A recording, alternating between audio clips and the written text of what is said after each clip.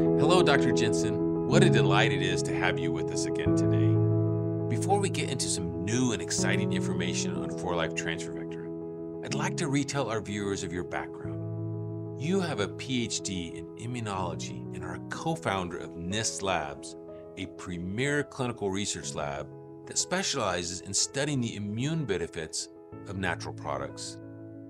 Now, it's been a moment since our last conversation on the 4-Life Transfer Vector clinical study. As a reminder, we discussed many details of that study that really shed new light into how transfer factor works in our bodies. For us, the most important finding in the study was that transfer factor was demonstrated to activate the immune system in as little as 2 hours. So can you briefly recap how the study was conducted and some of the key findings? Yes, we used a very controlled study design. It's also called a double-blind, randomized, placebo-controlled trial. In this kind of trial, each participant serves as his or her own control.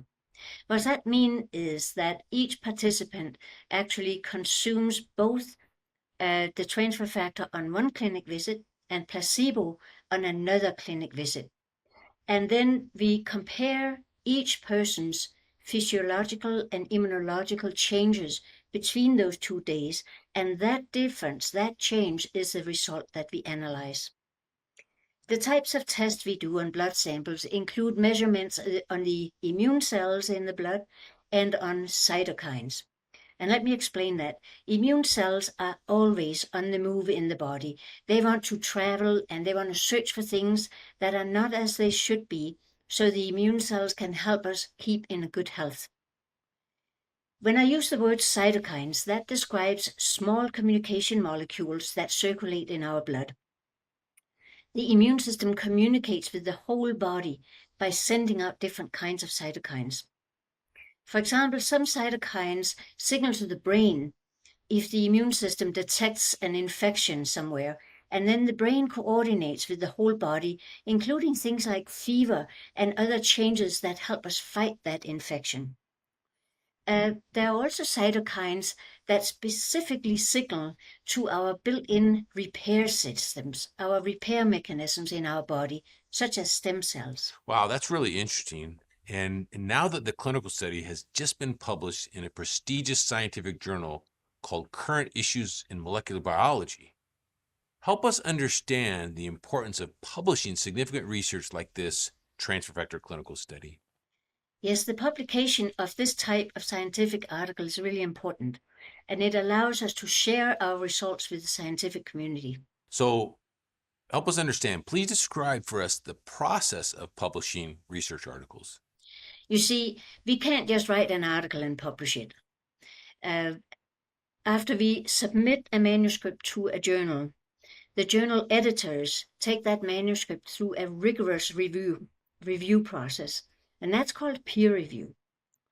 And that means that our manuscript is sent out to several scientists in the field and who are encouraged to criticize and ask questions about the methods and about the conclusions. And the journal editors only accept the article for publication if several independent scientists in the field agree that the science is solid. And that gives this kind of publication a really good credibility.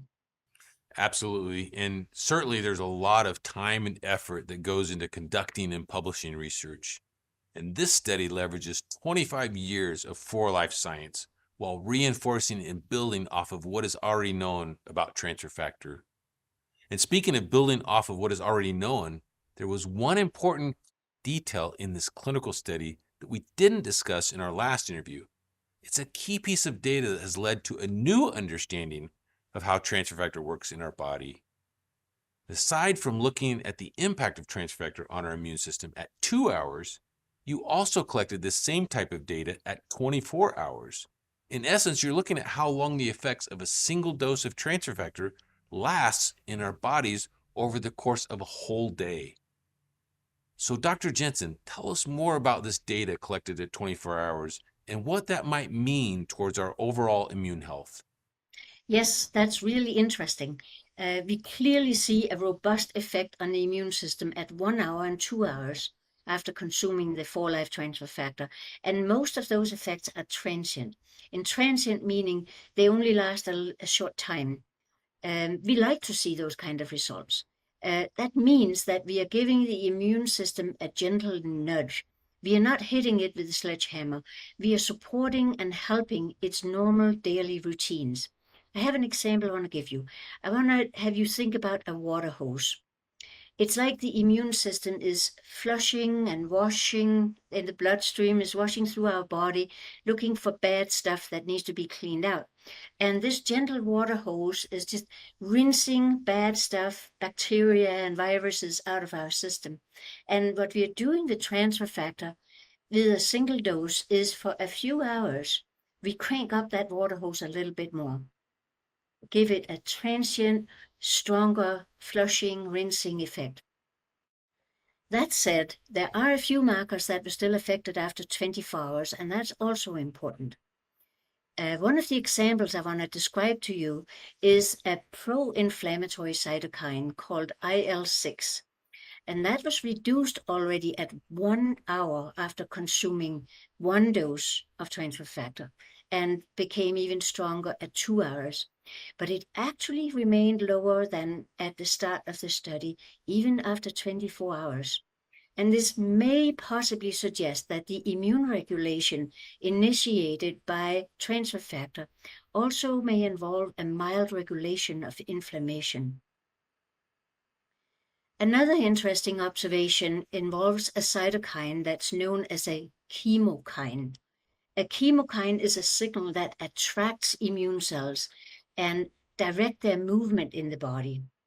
There is a chemokine called MCP1 that was only mildly elevated at 1 hour and 2 hours after consuming a single dose of for-life transfer factor, but that was significantly elevated at 24 hours. Well, that's really interesting. So what you're saying is some immune markers are very transient in that they last a short time, while other markers may be more long-lasting. Yes. So with this transient effect, you reference that it means that the immune system, the benefits start to dissipate over time. And so to keep your immune system in an optimal state, you might need to take transfer factor on a daily basis. Is that right? Yes, this transient effect means that every day a person consumes the for-life transfer factor, the immune system gets a fresh push, a fresh nudge, a fresh little turn up of the water hose for a little bit. And just to be clear, the clinical study dose is 600 milligrams of transfer factor trifactor formula. And our customers and affiliates already know that 4Life has several products that contain this amount of transfer factor or more. So would we still expect a positive effect or an even greater effect on our immune system if we took 600 milligrams of transfer factor or more through an individual or combination of products? Yes, with that dose, we would expect the effect we saw in our study. What is interesting to add on to that, though, is the opportunity of possibly enhancing the effect in certain types of combination products. We don't have clinical answers on that quite yet, but we have studied those kind of combination products in lab tests and seen dose-dependent effects. We've also seen some strong synergistic effects with other immune-activating natural products. So this may be a topic for our next video. Well, Dr. Jensen, you have given us such great information that validates the importance of taking transfer factor every day. And so on behalf of 4Life and all of our affiliates and customers from around the world, thank you for your time and thank you for your insights. Thank you.